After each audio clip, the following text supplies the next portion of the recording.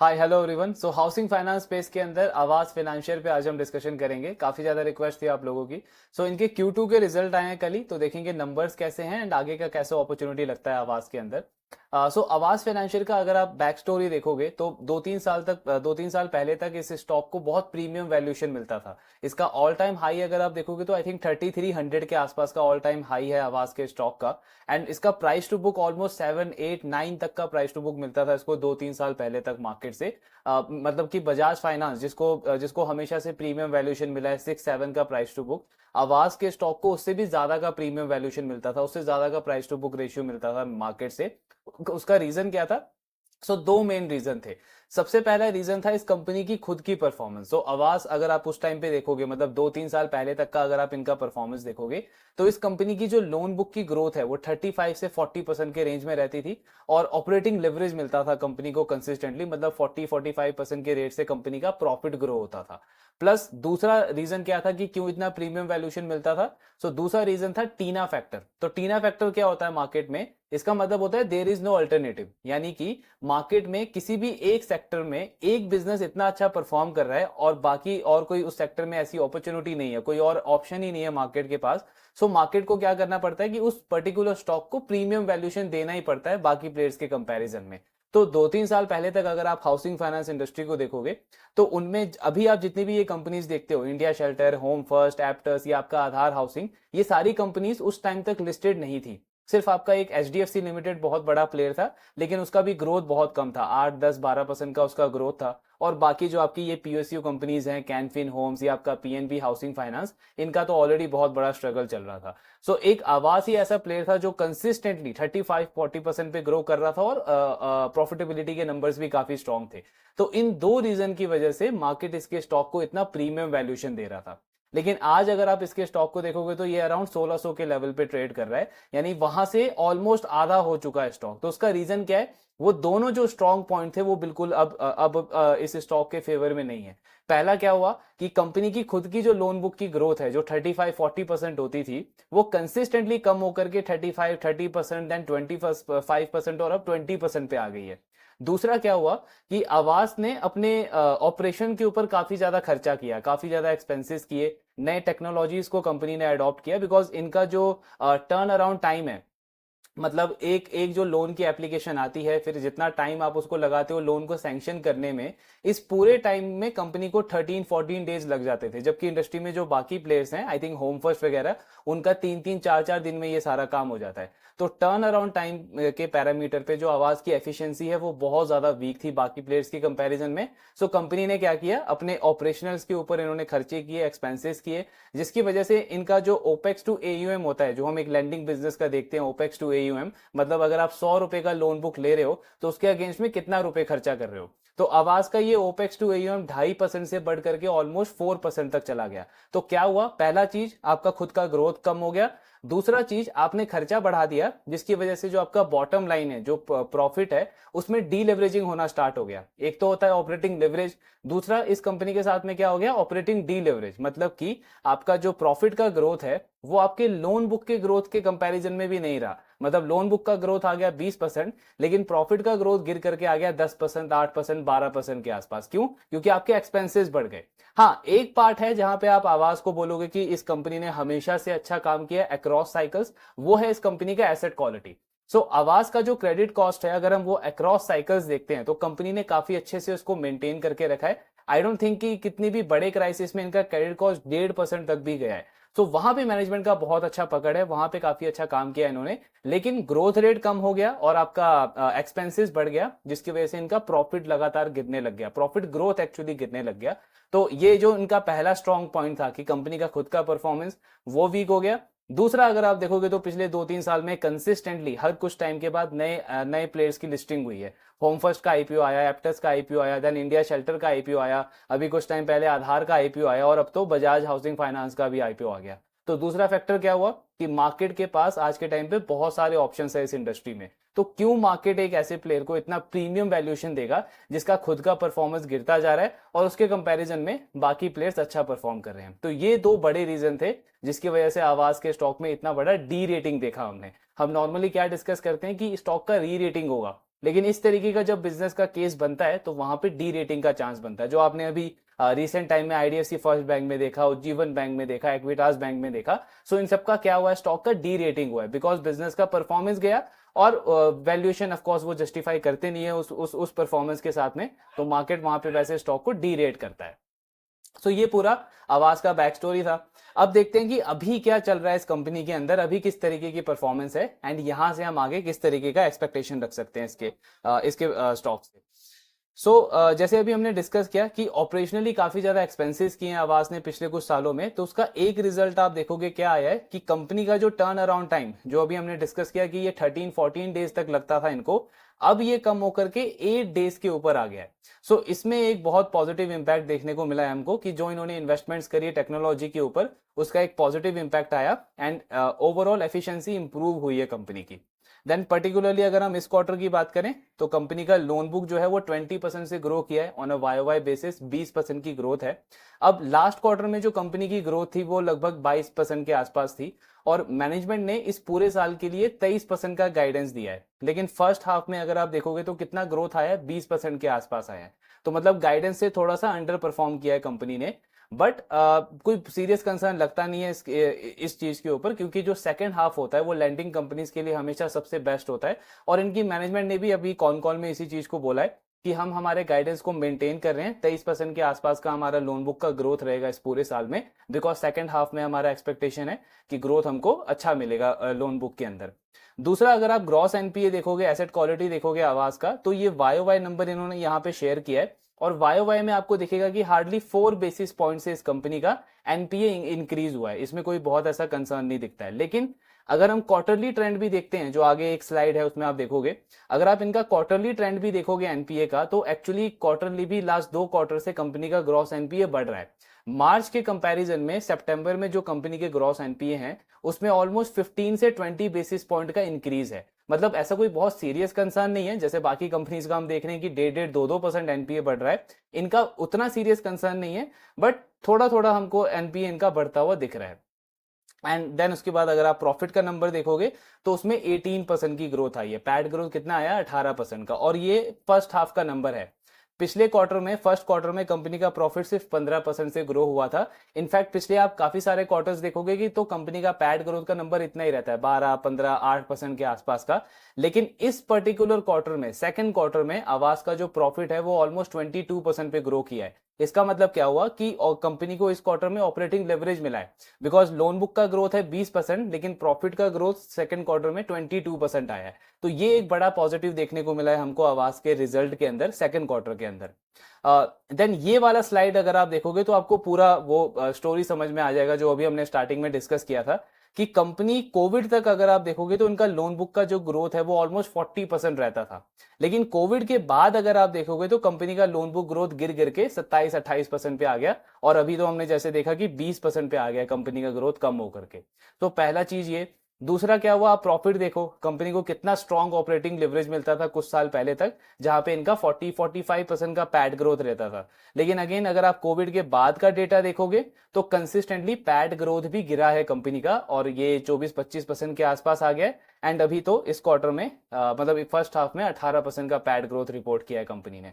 जब भी आप किसी भी बिजनेस का इस तरीके का सिनेरियो देखोगे, क्लियर मतलब है कि उस स्टॉक में डी रेटिंग होगा, उसका स्टॉक जो है वो पनिश करेगा मार्केट, बिकॉज उस वैल्यूएशन को वो बिल्कुल जस्टिफाई नहीं करता है। मार्केट हमेशा आगे का देखता है और यहाँ पे वो जो हम इलॉजिकल जो कंसेप्ट लेकर के आते हैं कि ये वैल्यू इन्वेस्टिंग है या फिर ये वैल्यू बाय है, कोई सेंस बनता नहीं है उसका, बिकॉज क्लियर आपको समझ में आ रहा है कि बिजनेस का फंडामेंटल वीक है, आगे का आउटलुक खराब है और ये मैनेजमेंट को भी नहीं पता है कि ग्रोथ कब जाके वापस आएगी। आवास का अगर आप देखोगे तो पिछले 3 साल से यही स्टोरी चल रहा है, स्टॉक आपका 50-60% नीचे आ गया है एंड मैं पिछले 1-1.5 साल से यही सुन रहा हूं कि ये वैल्यू इन्वेस्टिंग है, ये वैल्यू बाय है। किस तरीके का वैल्यू बाय है? सिर्फ स्टॉक प्राइस नीचे आ गया है और बिजनेस चैलेंज फेस कर रहा है, इसका मतलब ये नहीं है कि कोई भी बिजनेस जो है वो वैल्यू बाय हो जाएगा। वैल्यू इन्वेस्टिंग का मतलब समझना जरूरी है।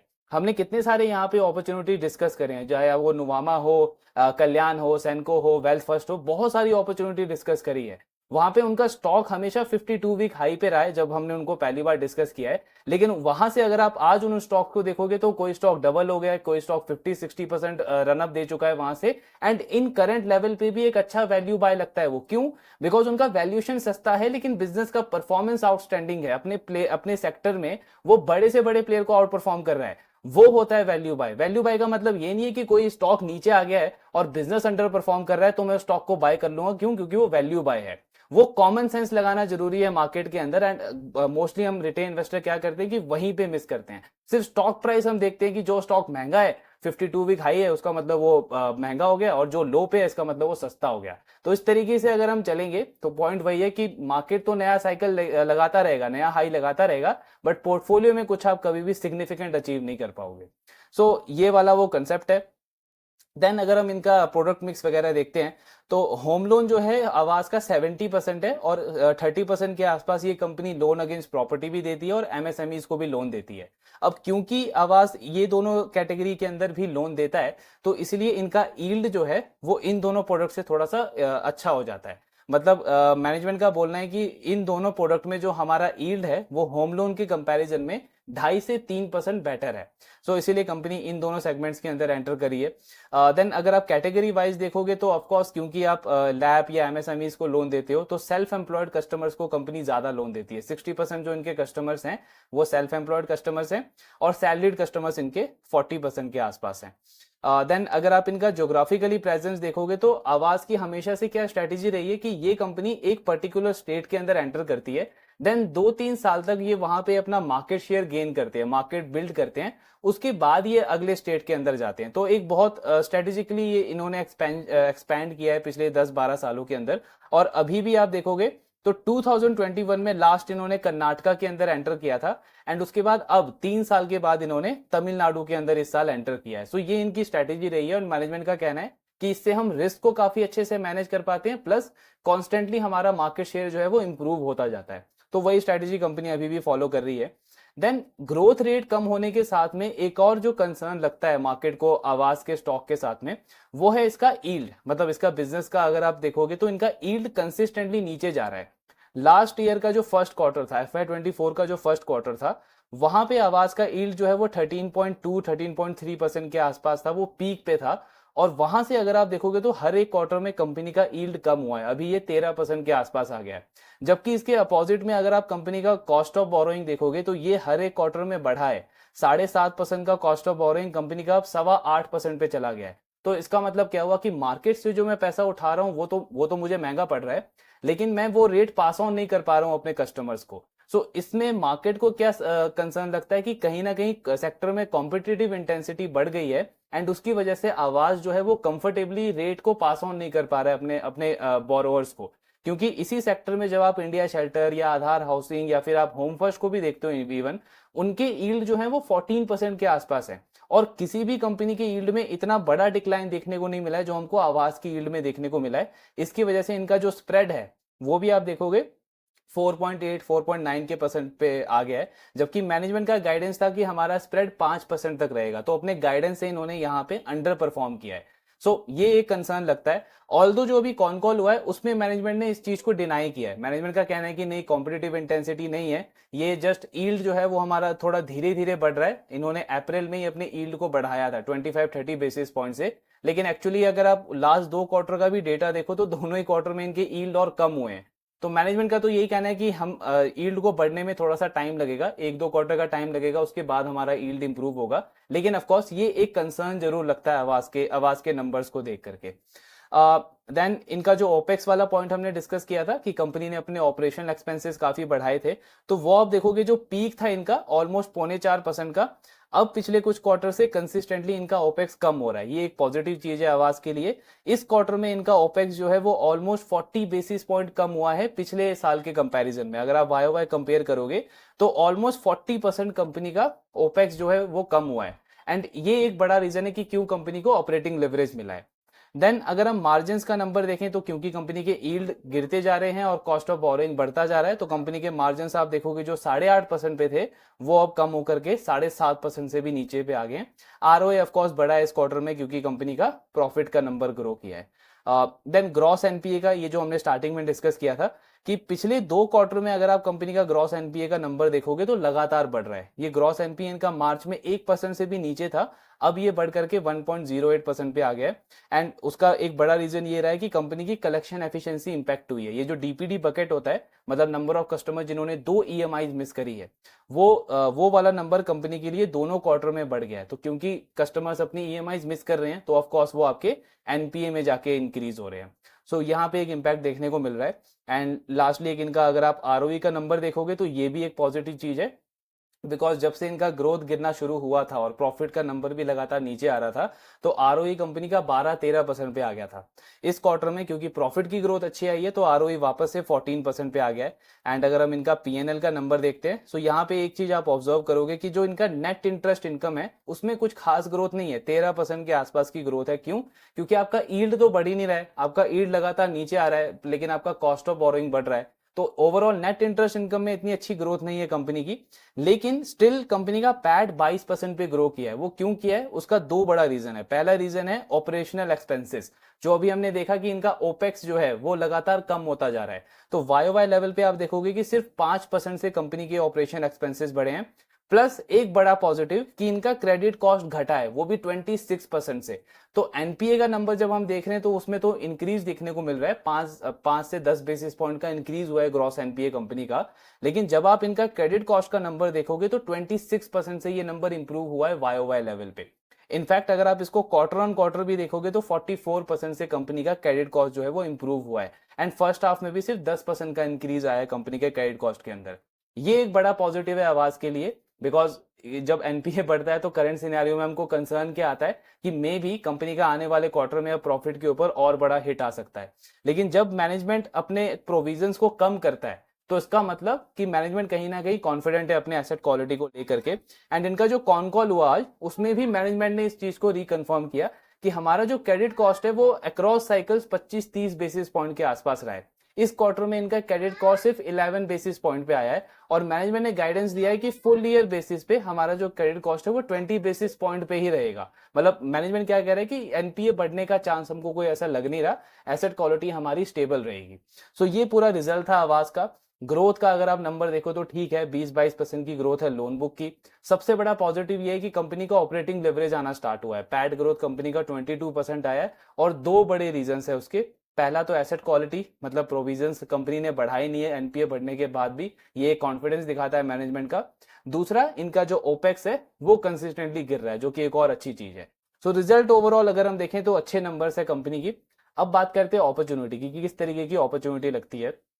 अगर आप सिर्फ ये नंबर देखोगे और आवाज का करंट वैल्यूएशन देखोगे, प्राइस टू बुक देखोगे जो कि 3.2 के आसपास है, तो हमको क्या पिक्चर दिखेगा कि बहुत अच्छा अपॉर्चुनिटी है, एक इंटरेस्टिंग बेट लगता है करंट लेवल पे। लेकिन ये क्या हुआ, ये हुआ कि हमने सिर्फ एक ही एस्पेक्ट देखा पूरे पिक्चर का। मतलब हम कोई मूवी देखने गए, लेकिन उसका फर्स्ट 15-20 मिनट का हमने पार्ट देखा और हमने डिसाइड कर लिया कि पूरी मूवी में यही सबसे बेस्ट पार्ट है। हमको क्या यूज करना है? कॉमन सेंस यूज करना है, पूरा पिक्चर देखना है यहाँ पे। तो पूरे सेक्टर में हर एक प्लेयर को देखना है यहाँ पे। अभी हमने एप्टस एंड आधार को एनालाइज किया था कुछ टाइम पहले। अगर आप यहाँ पे आवाज को एप्टस के साथ में कंपेयर करो तो आप देखोगे कि एप्टस का जो ग्रोथ है वो आवाज से काफी बेटर है। एप्टस का प्रॉफिट का ग्रोथ भी आवाज से बेटर है। एप्टस का आरओई भी अच्छा है, निम का नंबर भी अच्छा है, आरओए का नंबर भी अच्छा, और इनफैक्ट एसेट क्वालिटी भी उसकी स्टेबल लगती है। लेकिन वैल्यूएशन वाइज एप्टस जो है वो काफी ज्यादा महंगा लगता है कंपेयर टू आवाज, बिकॉज एप्टस का जो स्टॉक है वो 4.2 के प्राइस टू बुक पे ट्रेड कर रहा है, जबकि आवाज का जो स्टॉक है वो 3.2 के प्राइस टू बुक पे ट्रेड कर रहा है। और ग्रोथ रेट में कोई इतना ज्यादा डिफरेंस नहीं है। एप्टस का जो ग्रोथ रेट है वो 25-26% है, आवाज का ग्रोथ 22% के आसपास है। यहाँ पे अगर हम देखें तो हमको कौन सा प्लेयर ज्यादा बेटर लगता है? आवाज, बिकॉज इसका वैल्यूएशन कम है एंड बिजनेस का परफॉर्मेंस अब धीरे धीरे इंप्रूव हो रहा है। अब दूसरा प्लेयर हमने कौन सा उस टाइम पे डिस्कस किया था? आधार हाउसिंग फाइनेंस। आधार को अगर आप कंपेयर करोगे आवाज के साथ में तो यहाँ पे अगेन आधार का ग्रोथ बिल्कुल इन लाइन है आवाज के कंपेरिजन में। प्रॉफिट का ग्रोथ उसका इस क्वार्टर में थोड़ा सा कम हुआ, बिकॉज कंपनी का प्रोविजन वगैरह थोड़ा सा बढ़ गया। लेकिन ओवरऑल पिछले का कुछ क्वार्टर का अगर हम ट्रैक रिकॉर्ड देखें तो आधार का प्रॉफिट ग्रोथ अच्छा रहा है। आरओई का नंबर आधार का काफी अच्छा है आवाज के कंपैरिजन में। एंड इनफैक्ट ग्रॉस एनपीए आधार का इस क्वार्टर में स्टेबल रहा है, जैसे आवाज का थोड़ा सा बढ़ा है, आधार का ग्रॉस एनपीए इस क्वार्टर में नहीं बढ़ा है, उसका एसेट क्वालिटी स्टेबल रहा है। और वैल्यूएशन वाइज दोनों स्टॉक जो है वो बिल्कुल इक्वली दिखेंगे आपको। आवास का स्टॉक 3.2 के प्राइस टू बुक पे है, आधार का जो स्टॉक है वो 3.4 के प्राइस टू बुक पे है। तो ये इन दोनों को जब हम कंपेयर करते हैं तो कौन सा प्लेयर बेटर लगता है, ये एक्चुअली इक्वल है। मतलब ये इन्वेस्टर पे डिपेंड करता है। अगर आपको आवाज ज्यादा अच्छे से समझ में आता है और उसका स्कोप ज्यादा अच्छा लगता है तो वो आवाज पे बैट कर सकता है। लेकिन अगर उसको आधार ज्यादा अच्छे से समझ में आता है, उसका ग्रोथ ज्यादा अच्छा लगता है, तो वो आधार पे बैट कर सकता है। पर्सनली मुझे, क्योंकि एक दो पैरामीटर अगर मैं और देखूं, जैसे मैं यील्ड का नंबर अगर मैं कंपेयर करूं तो वहां पे आधार काफी अच्छा परफॉर्म कर रहा है। आधार का यील्ड नीचे नहीं जा रहा है, उसका यील्ड कांस्टेंट है। कॉस्ट ऑफ बोरोइंग भी आधार का कोई इतना ज्यादा बढ़ा नहीं है कंपेयर टू आवास। सो इन दो तीन पैरामीटर को अगर मैं और कंपेयर करूं तो मुझे आधार वहां पे थोड़ा सा बेटर लगता है कंपेयर टू आवास। बट ऑफ कोर्स आवास इस लेवल पे भी डिसेंट बेट लगता है, बिकॉज वैल्यूएशन 3.2 का प्राइस टू बुक है उसका। सो ये पूरा अभी तक का इन तीनों कंपनीज के बीच में हमको समझ में आता है कि कौन सा बेस्ट प्लेयर है। अब दो कंपनीज और है इस सेक्टर में जो हम काफी टाइम से ट्रैक कर रहे हैं, India shelter and home first. India shelter को हम कल डिस्कस कर लेंगे एंड होम फर्स्ट भी प्रोबेबली हम इसी वीकेंड में कवर कर लेंगे उसको। तो हमको पूरा पिक्चर, पूरे सेक्टर का पिक्चर समझ में आ जाएगा कि कौन सा प्लेयर कहाँ पे स्टैंड करता है, नंबर 1 पे कहाँ पे अपॉर्चुनिटी है, नंबर 2 पे कौन सी अपॉर्चुनिटी है, एंड उसके बाद बाकी की अपॉर्चुनिटीज कहाँ पे स्टैंड करती है। तो इस तरीके से कॉमन सेंस यूज करके हमको हर एक क्वार्टर में हर एक सेक्टर के अंदर अपॉर्चुनिटीज देखनी है एंड उसके अकॉर्डिंग बेट करना है। कोई यहाँ पे कोई फिक्स फ्रेमवर्क नहीं है कि एक बार एक बिजनेस ने अच्छा कर दिया तो उसका मतलब वो बिजनेस हमेशा अच्छा करेगा। बिजनेस के परफॉर्मेंस के साथ अपना व्यू चेंज करना है, अपना पोर्टफोलियो चेंज करना है, बिकॉज वही सबसे बेस्ट तरीका होता है एक रिटेल इन्वेस्टर के लिए वेल्थ क्रिएशन का मार्केट में। बाकी ट्रैकिंग तो हमारा कंटिन्यू रहेगा, आपके जो भी डाउट्स है शेयर करते रहिए। Thank you very much.